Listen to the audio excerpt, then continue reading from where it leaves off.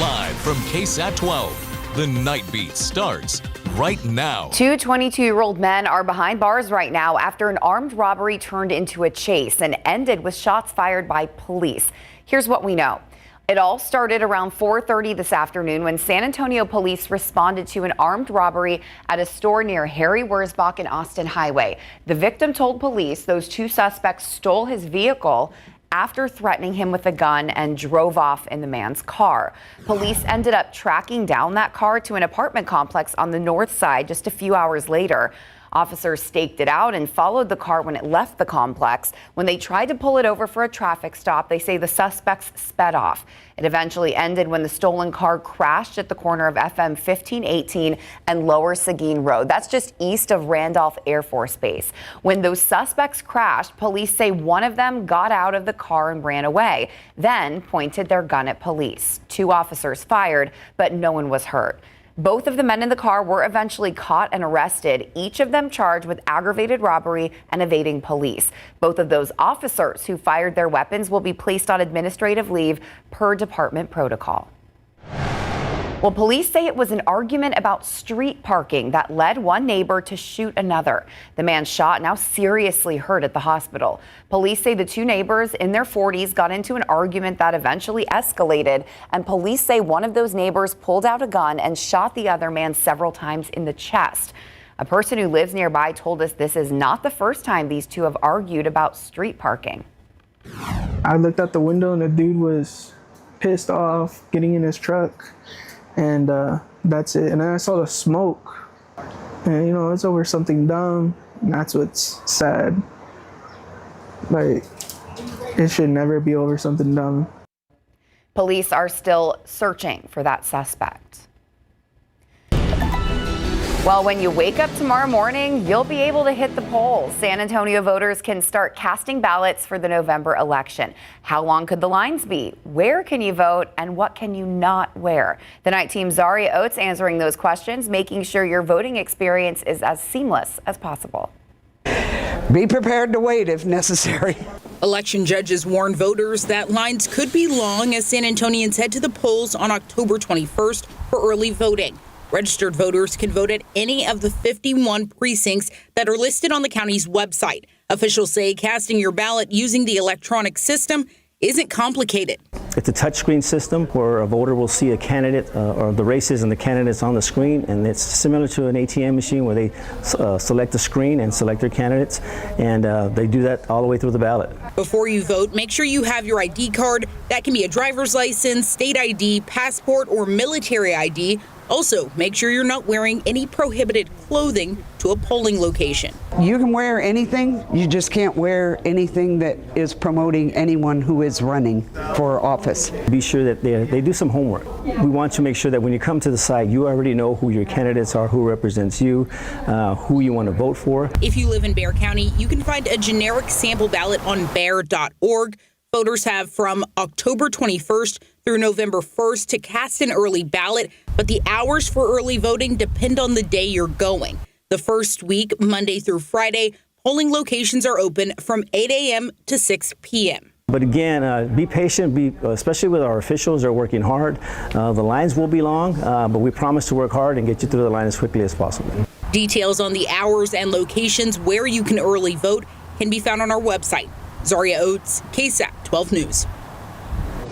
And there's more than just early voting resources on our website. The KSAT Vote 2024 page is updated daily with new election season articles and other useful information you'll need to know before you head to the polls. So just scan that QR code right there on your screen to stay in the loop between now and Election Day.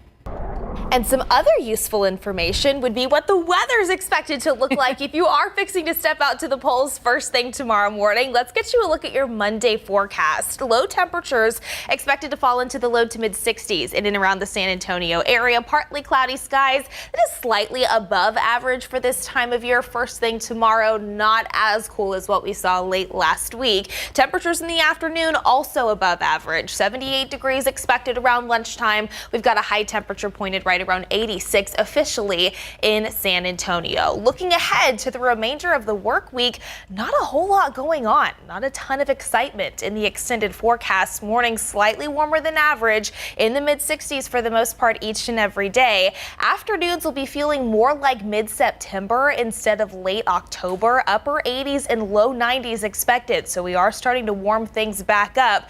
And in terms of rain chances, unfortunately out of the picture over at least the next 7 days as the drought continues to worsen. We will get you the latest look at that drought monitor, plus all those forecast details coming up in just a few, Court. Thanks, Mia. Well, it's now been 2 weeks since Suzanne Simpson was last seen. The mother of 4 was spotted walking away from her Olmos Park home by a neighbor. She was with her husband, Brad Simpson, who's since been jailed on domestic violence charges, but not in connection with her disappearance. Several agencies have searched many different places for Suzanne, but no evidence has turned up yet. Yesterday, investigators began zeroing in on the wooded areas around Olmos Park after spending most of last week searching for her at a southeast side landfill. That's why Olmos Park police still need your help. If you know anything, big or small, that could help investigators find Suzanne, call them. These are the 3 numbers you can use to contact the police department. All of this information also on our website, KSAT.com.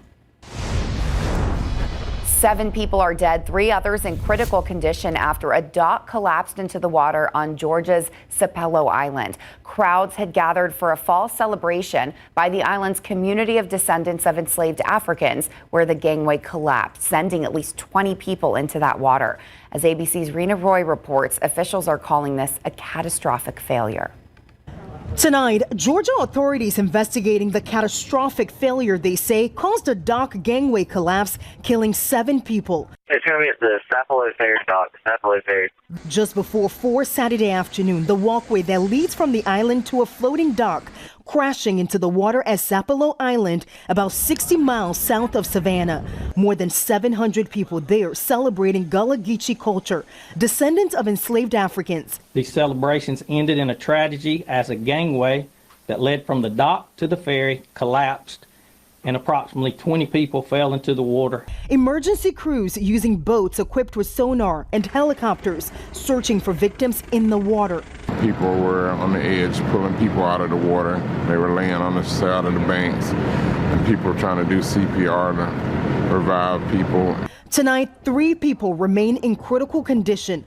Beverly and Irving Jones were on the gangway just before it plunged down. I felt it start to slide, like going backwards. So I leaped and jumped.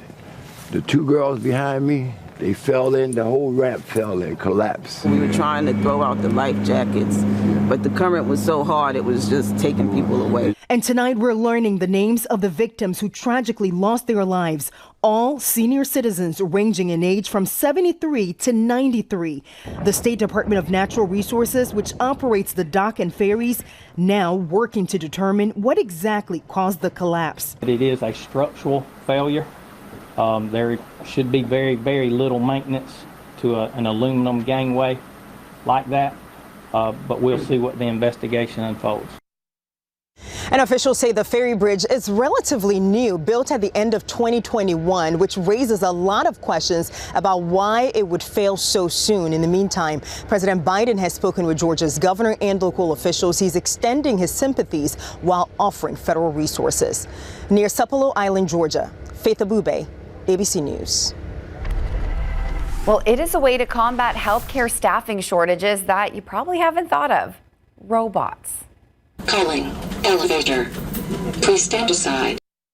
University Hospital here in San Antonio utilizing different kinds of robots all over the hospital. Some roam the massive hospital basement, hauling heavy loads of trash and linens. Others help make surgery more precise and create safer recovery for patients. And a couple are used for different types of cleaning. So that employee now can do the higher task, the harder task, the more detailed task, while this guy can run 24 hours a day. Tonight at 10:30, our next Solutionary story, exploring how these robots are one solution to keeping hospitals running smoothly and efficiently with fewer workers. Sudden infant death syndrome. It's a devastating situation for too many families worldwide. how local parents and several nonprofits are working to help families get the care they need right here in San Antonio.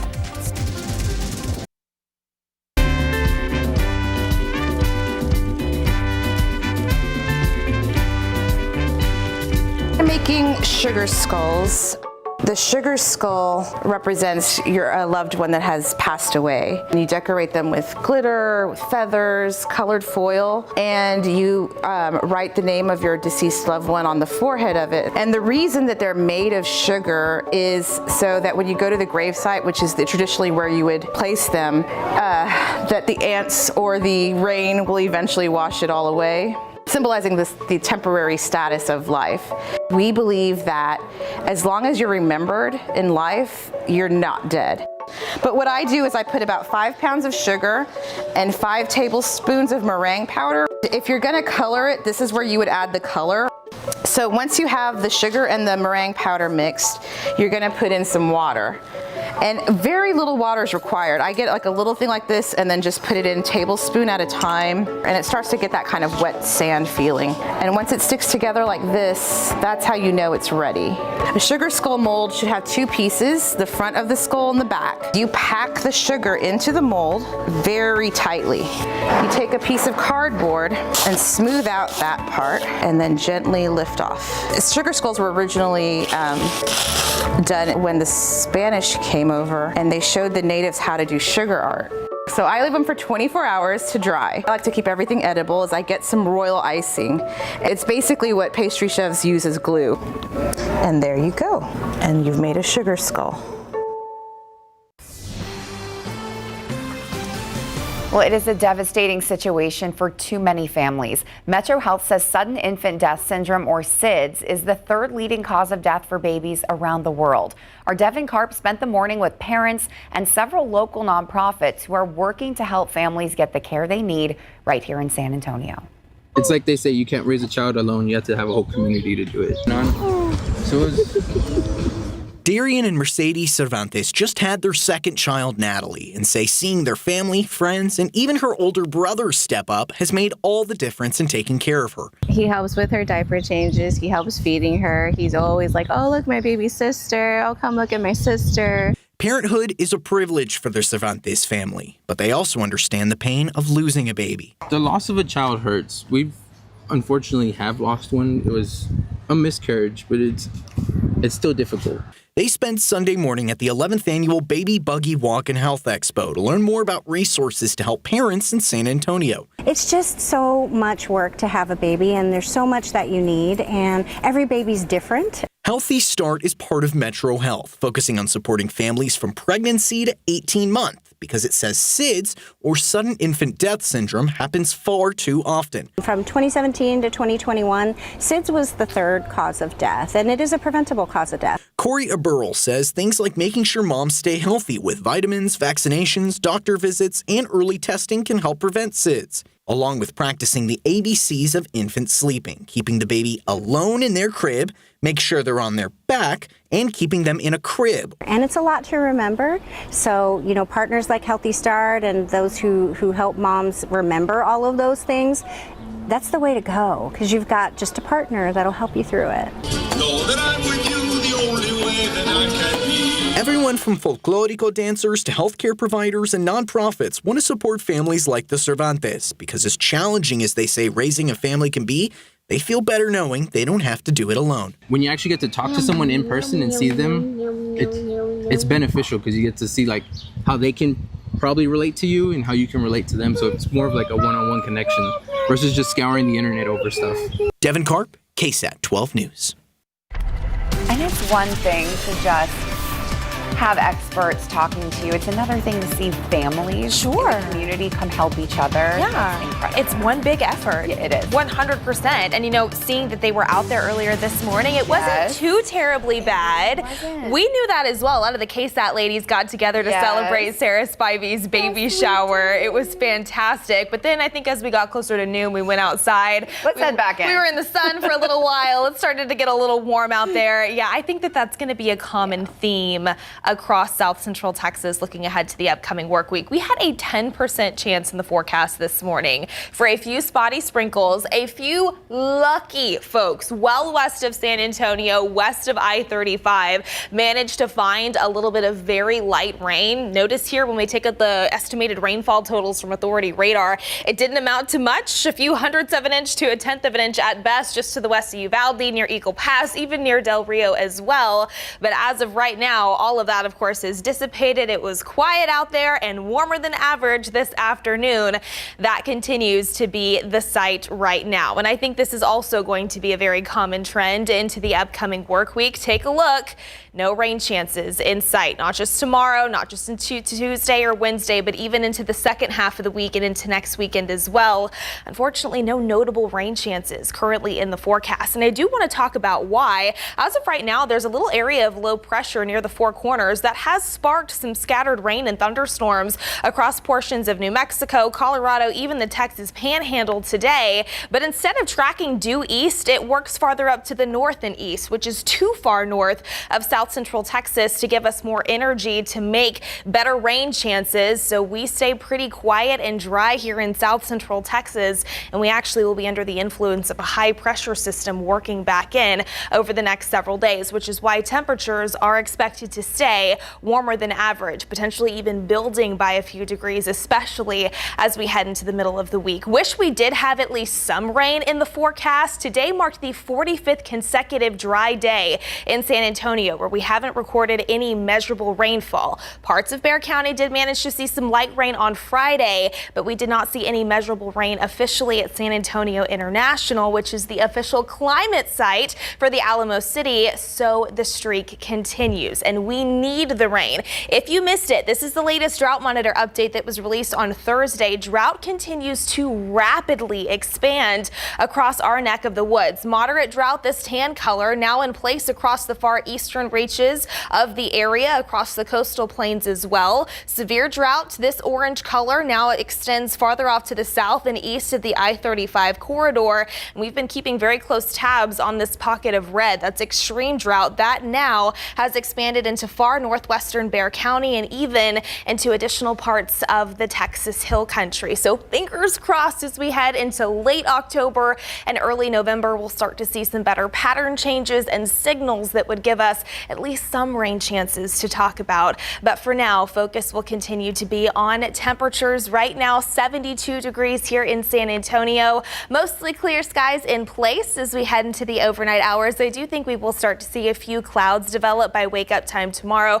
Partly cloudy to kickstart your Monday. Here's a look at forecast lows by 7 a.m. across the region. 63 degrees is where we're expected to kickstart the day here in San Antonio. Mid-50s up in Canyon Lake, 57 in Floresville, 61 in Castroville, and 57 as well up in Bandera. Again, partly cloudy skies will be the name of the game tomorrow. Warming into the mid to upper 70s if you're stepping out for any lunchtime plans around noon. There's that high temperature pointed right around 86 degrees here in town, and high temperatures do look to top off in the mid to even a few upper 80s across a good chunk of the area. 87 in Poteet, stretching over to Pleasanton, 85 in Canyon Lake, 84 over in Comfort. And you can see over the next couple of days, by the middle of the week, potentially building by a few degrees, pushing 90 degrees. I do think several spots could reach the low 90s. For context, the average high for this time of year is 81. So that's why it will be feeling more like mid-September instead of late October. And yes, I think temperatures could trend down by a few into the weekend, but still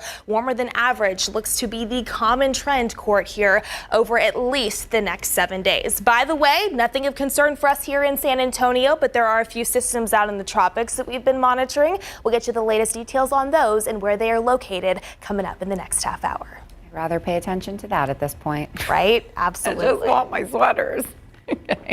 Thanks, Mia. And we'll be right back after this with a preview of what's on Instant Replay. The Dallas Cowboys were off this week to rest up before resuming their season, and the Houston Texans went to historic Lambeau Field to take on the Green Bay Packers. For a preview of what's on Instant Replay, here's Larry Ramirez. And you know what? The Houston Texans were looking for their first 4-game winning streak since 2018. Yeah, it didn't happen. C.J. Stroud was excited to play his first game at Lambeau Field, but the result isn't what he wanted. Coming up tonight on Instant Replay.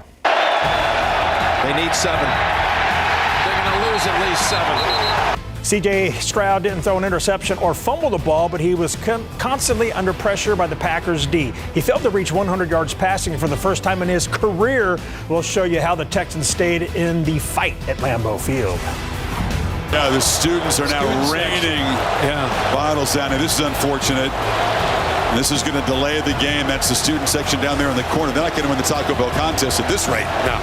The Texas Longhorns have suffered a stiff fine by the SEC for this incident in Austin last night. Coach Sark had to plead with the fans to stop. It was just one big disaster in the middle of the Horns' first loss of the season as the #1 team in the country.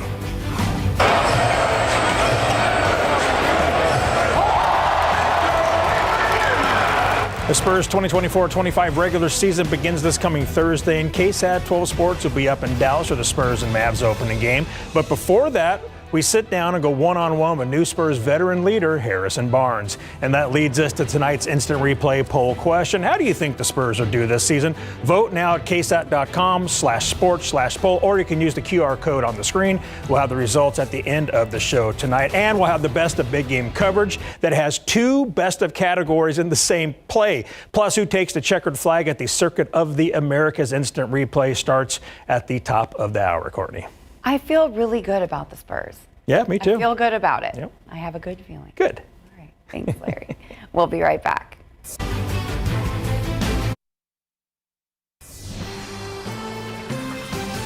Aging populations and an employee exodus from healthcare have created what's being called the industry's great staffing shortage. The Texas Hospital Association reports healthcare staffing shortages in every sector of hospitals. So in a mad dash for solutions, the key is efficiency. How can hospitals keep staff doing the most important tasks in the least amount of time? Well, at San Antonio's University Hospital, one of the answers is robots. Calling elevator. Please stand aside. This isn't a sci-fi film. It's the basement of University Hospital, Waiting for doors to open. where robots rule. This is the busiest intersection we have. All day and all night, these robots haul carts of trash, recycling, and linens to and from parts of the hospital, pretty much without help from humans. Recycling cart coming down from one of the OR floors, because you can see all the IV boxes. And then the trash cart coming down from an OR floor. James Stranahan oversees this fleet of 23 robots, saying University is the only hospital in San Antonio using them. With the AMR, you got your multiple sensors, infrared, sonar, your navigation LiDAR, safety LiDAR, and that also has what's called time of flight sensors on the side, and that allows it to navigate safely around people, and if there's an obstacle in its path, it will navigate around it. What is this a solution for?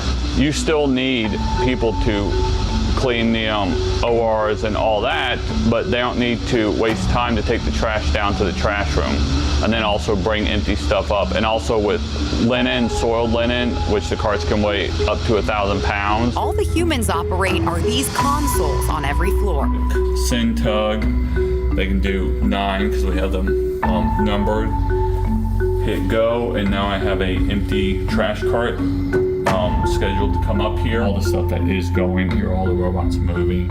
You can click on the robot to find out where it is. Then back in Stranahan's office, the control room to monitor the bots, and this award for the robot fleet's success. It feels great. It's a big team effort. Yes. Another type of robot in the hospital isn't just narrowing down a team, it's helping save more lives. The robotic surgery has revolutionized the way we do surgery for some of the most medically complex and surgically complex patients. Dr. Georgia McCann is the gynecological oncology chief with University Health and UT Health San Antonio. She uses this multi-armed robot for surgical cases like endometrial cancer, which used to require large laparotomy surgeries. The complications from doing a laparotomy like that were very high.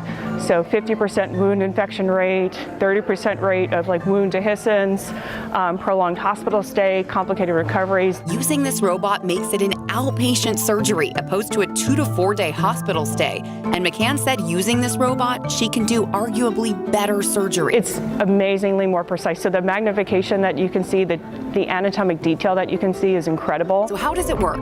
She looks into the lenses of what's sort of like a virtual reality console. And then there are 2 finger manipulators. And you control the movement with your hands, and then you can open and close the instruments, and we control the surgical arms at all times. So it's never a situation where we just let the robot do the surgery. Every day, she is still amazed at the results. Almost every medical specialty is now using these robots. It's life-changing. I think from both a patient perspective and a surgeon perspective. I think if you talk to a lot of surgeons, you'll find that it's added longevity to their career from an ergonomic standpoint as well. Now zoom in to after those surgeries. When patients are released from the hospital, their rooms need to be perfectly sterilized, ready for the next patient. That's where a different robot comes in. Because it's a UV light that kills all pathogens. Mohammed Al-Tamimi manages environmental services at University Health and oversees this guy. Clears out like 95% of C. diff and MRSA, everything else, but COVID. It's kind of like a tablet thing. How many people can run this? So basically all of us, like everybody that does room cleans, and you put the room number. Okay, so I'm gonna just put anything right here, and then you submit it. Now you go back and it gives you the room status, right? It's so bright, people can't stand in a small room with it, but thanks to a big empty hallway, we got a demo. Pretty impressive, but back up, buddy. This isn't the only cleaning machine in town. Does this one have a name? Not yet. Gotta name him. Wally. By the time we left, this sweeper robot was officially Wally. He's like a Roomba, but way cooler. It sweeps all of our lobbies, from Winds and Children's to Sky to Rio Horizon, and some of our back lobbies. It pretty much works all day. We have it doing 4 different types of schedules a day. David Harris is the University Health Environmental Services Assistant Director who oversees the robot. It won't hit anybody. It's got the LiDAR system on it. It sees everybody. So this is the whole map of what it will clean throughout the day, several times a day. It's got a trash bag and a filter over there. And it's not just picking up dust. Mask, people drop masks all the time on the floor. Cheetos, French fries, collected earbuds one time. Other than attempting to steal earbuds, Wally is a very popular staff member. We love it, kids love it, visitors love it. And the human employees love it because it's a solution for their workflow efficiency. So that employee now can do the higher tasks, the harder tasks, the more detailed tasks, while this guy can run 24 hours a day. It's safe to say these teams are embracing their bots. And so I heard that you have names for them? Yes. Tell me about that. Mainly for robots, C-3PO, Johnny 5, Short Circuit. And they're apparently very competitive. You guys have Robot Wars? After hours Robot Wars, y'all. So who wins the Robot Wars? James won. Mine. I got more. And bigger, more advanced fleets to come in the future. The Robot Wars. Who wins the Robot Wars? That's the $1 million question I had to know. They said it's James, but I feel like we need a follow-up story where we see the Robot Wars. I'm thinking perhaps so. I might have to put my money on Wally. Oh, I know. We got to officially name Wally. I loved that. He was one of my faves, not gonna lie. All right, we have a lot of other solutionary stories, all different subjects. You can check them out on KSAT.com, and we have a whole YouTube page dedicated to solutionary. They're very impressive stories, that is for sure. Great work on that, Courtney. All right, let's head back outside with live cam this Sunday night. Mostly clear skies in place here in San Antonio. You can see temperatures starting to fall into the low 70s after we started off today in the mid 60s. 64 degrees was our official low temperature. That was 5 degrees above the average for this time of year. 87 our high temperature, 6 degrees above the average, but thankfully nowhere near the record of 94 that was set back in 2023. So just a year ago, you can see most of us were in the 80s, 90 degrees though off to our southwest in Carrizo Springs. It was 88 in Gonzales, 88 in Pleasanton, 84 degrees was the high temperature for places like Uvalde as well as Del Rio. Now looking ahead over the next several days, high temperatures are looking to build, upper 80s, low 90s in store. If you were curious, the average last 90 degree day here in San Antonio Antonio, when we take a look back at the 30-year average from 1993 to 2023, that resides on October 18th. So typically around this time of year. We are going to be close to that 90-degree mark. In fact, I do think a few locations will see a few low 90s over the next 7 days. We'll get you another full look at that forecast and talk a little bit more about it coming up after the break. And like so many other aspects of life, the cost of owning a pet has skyrocketed. How that's rising cost is overwhelming animal shelters here in the Alamo City.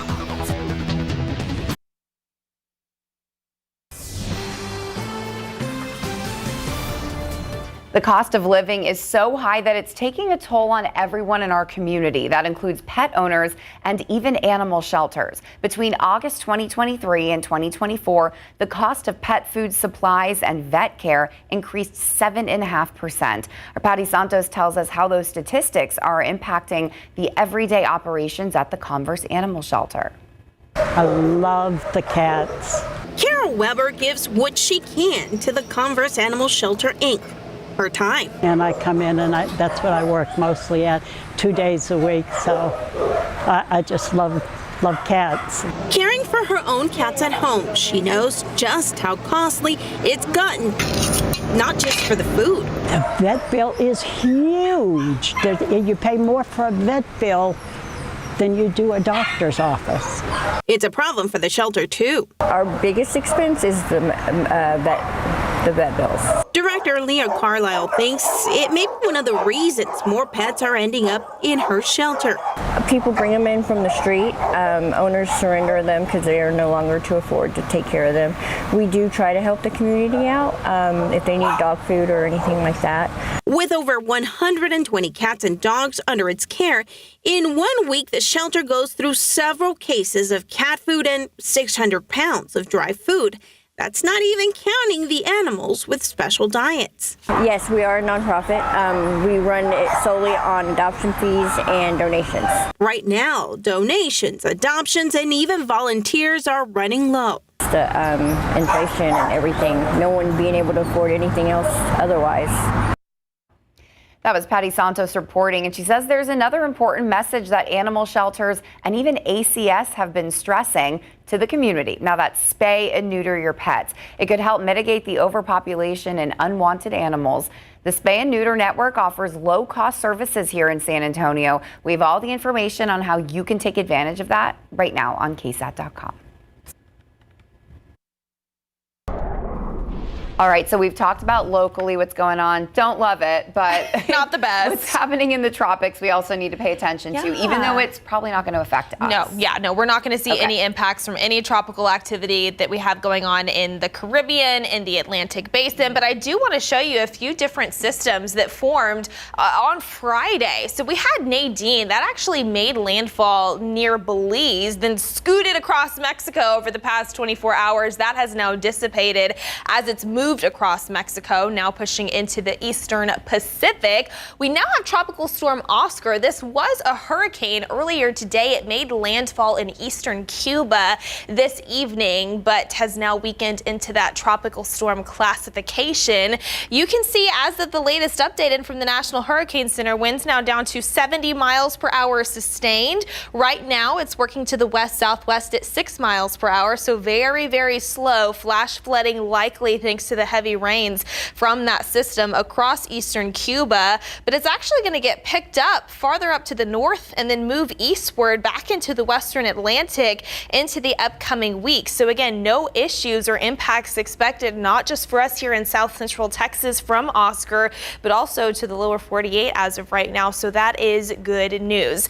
Back here at home and locally, as we take a look at our weather headlines, morning still slightly warmer than average, but pleasant in the mid-60s. I think we'll see a little bit more moisture work in for the first half of the day. Then some drier air starts to mix down into the afternoons, which is good because it is going to be unseasonably hot by that time of the day. Feeling more like mid-September with high temperatures in the upper 80s and low 90s across the board. And then in terms of rain chances, we don't have anything in the forecast in terms of rain over the next 7 days. And that is unfortunate because we do have that drought that continues to worsen and rapidly expand across south central Texas. Here's the big picture. High pressure still in control right now. There's that low pressure system that we were talking about earlier in the newscast. Right now, right over the Four Corners region, actually is sparking up some severe weather across far northeastern New Mexico and into southeastern Colorado tonight. That's where a severe thunderstorm watch continues until 2 a.m. Monday morning. Also a 2 out of 5 risk for some additional severe thunderstorms through the overnight hours. Anything that develops there will be capable of some hail, some gusty winds, potentially an isolated spin up and some heavy rain. But that is going to stay well north of south central Texas. Perhaps a little bit of that activity clipping the Texas panhandle. But as that low pressure system works across the central plains and eventually closer to the Great Lakes region over the next couple of days, it leaves us pretty dry, too far north to tap into some of the better energy from that system into the upcoming week. And then we see that high pressure system start to work in from the west, influencing our weather pattern here at home, which is why we don't have any notable rain chances in the forecast. So we will focus on temperatures for the time being. Here's another look at your KSAT 12-hour forecast, planning out your Monday. Partly cloudy skies by 7 a.m., 63 degrees, the forecast low temperature. Mid-70s by 11 o'clock tomorrow morning, right around 74. 86, that forecast high temperature in the Alamo City by 4 to 5 o'clock. Here's a look at highs across the region. 87 out east in Gonzales, 87 in New Braunfels, 88 possible off to our southwest in Carrizo Springs, 85 in Del Rio. So somewhat similar to what we saw out there earlier this afternoon. In the meantime, we're in the low 70s right now. Again, we'll start off in the low 60s first thing tomorrow, gradually warming a few degrees each and every morning. Still not low 70s, which I will take that as a win. Still somewhat pleasant to step out to, but again, those high temperatures topping off near the 90-degree mark, especially by Wednesday and Thursday, and those warmer than average temperatures continuing into next weekend as well. So we'll continue to keep you posted, and of course, if we do introduce any rain chances in the forecast, even into next week, we'll be sure to let you know on air, online, and on your KSAT Weather Authority app. We can keep our fingers crossed. That's what we'll do. That's what we'll do. Thanks, Mia. All right, for the second straight weekend in a row, a new horror sequel topped the box office. The early estimates for the top 5 films in theaters next on the Nightbeat.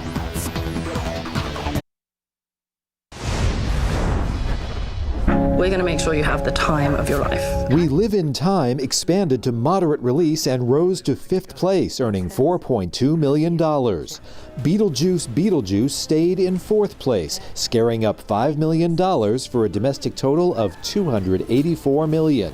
After one weekend on top, Terrifier 3 fell to 3rd on ticket sales of $9.3 million. A Rosm always completes its task. You're lucky you just have one. The Wild Robot remained in 2nd place. $10.1 million put the animated adventure over the $100 million mark domestic. This thing is a parasite. Smile 2 is the new number 1. The psychological thriller sequel opened with $23 million, almost exactly the same debut total as the 2022 original. In Hollywood, I'm David Daniel. You know I'm not going to watch that one.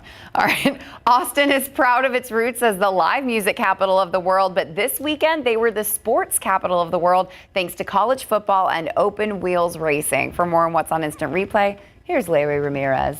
That means traffic in the Austin area probably worse than normal. Lovely. Right. So the Austin Bergstrom International Airport says it's expecting 40,000 departing visitors tomorrow morning following Texas, Georgia, and the U.S. Grand Prix at COTA. Coming up tonight on Instant Replay.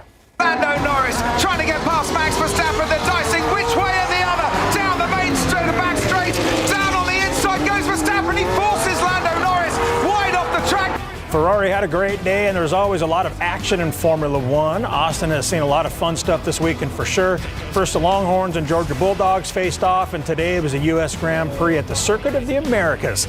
Mary Rominger will recap race day. Daniels out, Moss back in, Le'Veon